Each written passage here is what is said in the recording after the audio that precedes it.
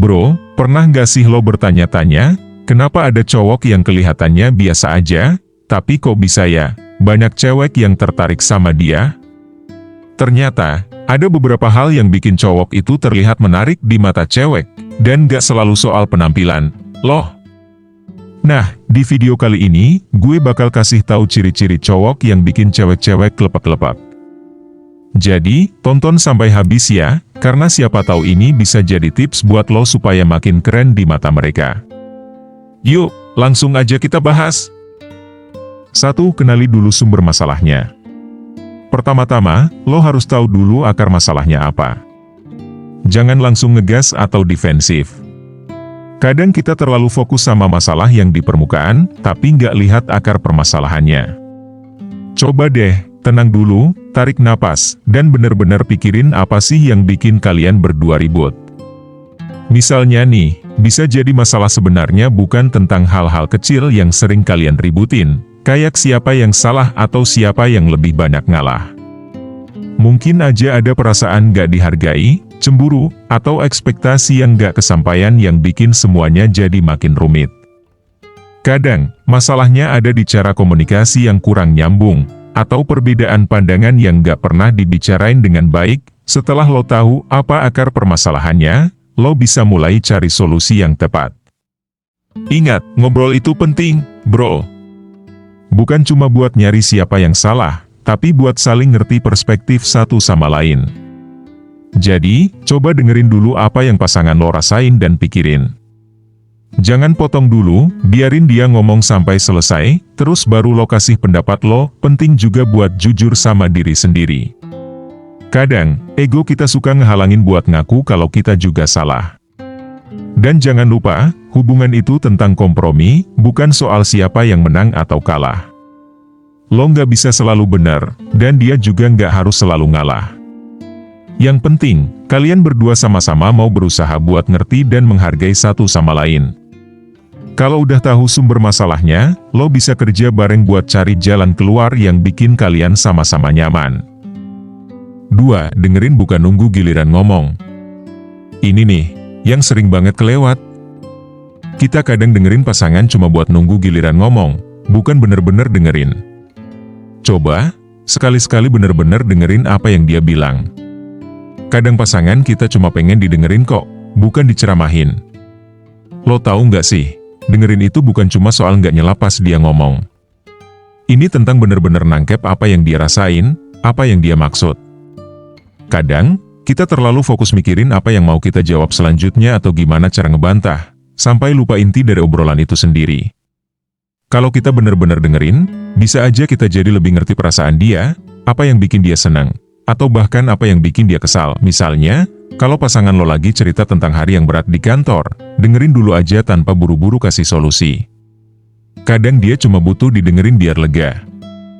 Kita nggak selalu harus kasih solusi atau masukan, kok. Yang penting, dia tahu kalau lo ada buat dia, lo ngerti apa yang dia rasain, dan lo siap dengerin kapanpun dia butuh. Ini yang bikin komunikasi jadi lebih sehat dan hubungan lo jadi makin kuat.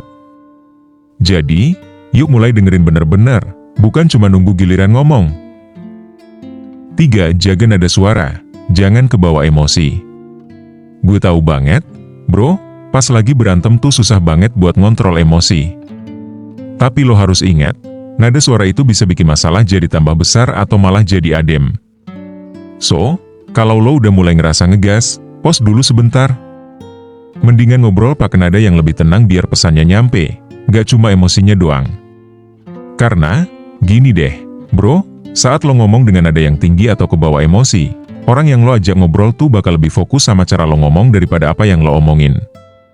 Itu yang sering bikin salah paham makin parah.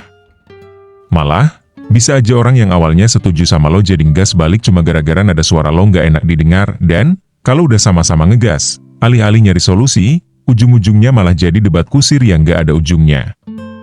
Makanya, penting banget buat lo atur napas, pikirin dulu apa yang mau lo omongin, dan pakai nada suara yang lebih santai. Dengan begitu, suasana jadi lebih kondusif buat diskusi, dan lo bisa nyampein maksud lo dengan lebih jelas. Plus, kalau lo bisa tetap tenang, lo juga jadi kelihatan lebih dewasa dan punya kendali atas diri lo sendiri. Ini bisa bikin orang lain lebih respect sama lo, bro. Intinya, jaga nada suara lo, jangan kebawa emosi, dan pastiin lo ngomong buat nyari solusi, bukan cuma buat menangin debat. 4. Hindari salahin pasangan terus. Satu hal yang bikin drama makin panjang itu kebiasaan saling nyalahin. Kayak misalnya, lo selalu begini, lo nggak pernah begitu. Nah, daripada ngomong kayak gitu, coba ganti kalimatnya jadi, gue ngerasa kayak gini kalau lo lakuin itu. Lebih enak didengar kan? Dan yang paling penting, pasangan lo jadi lebih ngerti perasaan lo. Kenapa sih penting buat hindarin saling nyalahin? Soalnya, pas kita lempar-lemparan kesalahan, kita malah jadi fokus nyari siapa yang salah daripada nyari solusi. Kebiasaan ini nggak cuma bikin hubungan makin panas, tapi juga bikin kita lupa sama tujuan utama. Saling memahami dan mendukung satu sama lain daripada nyalahin, coba ubah pola komunikasi lo jadi lebih empatik. Misalnya, daripada bilang, lo selalu bikin gue marah. Coba ubah jadi, gue jadi ngerasa nggak nyaman kalau situasi kayak gini terus terjadi. Dengan cara ini, lo nggak cuma nyampein perasaan lo, tapi juga ngasih ruang buat pasangan lo buat ngerti sudut pandang lo tanpa ngerasa diserang. Ingat, inti dari hubungan itu bukan soal siapa yang benar atau salah, tapi gimana caranya kita bisa jadi tim yang solid buat ngatasin masalah bareng-bareng. Komunikasi yang baik dan saling menghargai perasaan masing-masing itu kunci buat jaga hubungan tetap harmonis. 5. Cari solusi bareng-bareng. Jangan lupa, bro, hubungan itu butuh usaha dari dua belah pihak. Jadi kalau ada masalah, cari solusi bareng-bareng. Jangan cuma satu pihak doang yang usaha, karena kalau gitu bakal berat sebelah. Ingat, kalian tim, bukan lawan. Yang namanya hubungan itu kayak main sepak bola, bro. Lo nggak bisa main sendirian doang. Kalau cuma satu orang yang ngejar bola terus yang lain diam aja, ya nggak bakal menang, kan? Sama juga di hubungan. Kalau cuma lo atau dia yang usaha buat nyelesain masalah, lama-lama pasti capek sendiri. Nggak adil juga, jadinya hubungan itu berat sebelah. Terus gimana dong caranya? Simple, bro. Komunikasi. Jangan ada yang dipendam-pendam. Kalau ada yang gak enak, langsung ngomongin baik-baik. Coba pahami sudut pandang masing-masing dan cari titik tengah. Ingat, masalah bukan untuk dijadiin alasan putus, tapi untuk dijadiin bahan belajar bareng-bareng. Gak ada hubungan yang mulus tanpa masalah, tapi cara lo berdua nyelesain masalah itulah yang bakal bikin hubungan makin kuat. Jadi, jangan nyerah dulu, bro. Cari solusi bareng-bareng dan ingat, lo sama dia satu tim. Selalu ada jalan keluar kalau usaha dari dua belah pihak. 6. Kasih waktu buat menenangkan diri. Kadang ada kalanya kita butuh waktu buat nenangin diri dulu sebelum lanjut ngobrolin masalah. Gak apa-apa kok kalau lo atau pasangan lo minta waktu buat sendirian dulu biar kepala dingin. Yang penting, jangan kabur dari masalah, tapi kasih ruang buat cooling down. Kenapa sih penting buat kasih waktu nenangin diri? Karena pas emosi lagi tinggi, sering banget kita nggak bisa mikir jernih. Kalau dipaksain ngobrol atau debat saat suasana masih panas, yang ada cuma tambah runyam, dan akhirnya malah jadi saling nyakitin. Dengan kasih waktu buat menenangkan diri, lo ngasih kesempatan buat emosi mereda dan pikiran jadi lebih logis. Ingat, ini bukan tentang ngehindar dari masalah, tapi justru langkah buat nyelamatin hubungan biar nggak ada kata-kata yang keluar dengan emosi sesaat dan bikin nyesek. Pas udah lebih tenang, baru deh duduk bareng, ngobrolin baik-baik, dengan kepala dingin dan hati yang terbuka. Kadang kita lupa, hubungan yang sehat bukan cuma soal selalu bareng-bareng, tapi juga paham kapan waktunya buat kasih ruang. Jadi, next time kalau ada masalah, coba deh kasih jeda buat masing-masing nenangin diri.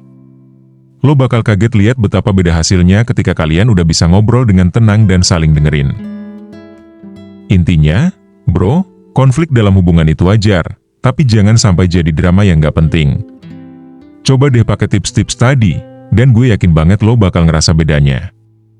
Jadi ingat, setiap masalah pasti ada solusinya asal kita mau usaha. Oke, bro, segitu dulu dari gue. Kalau lo ngerasa video ini bermanfaat, jangan lupa buat like, share, komen, dan tentunya subscribe biar lo nggak ketinggalan video-video gue selanjutnya.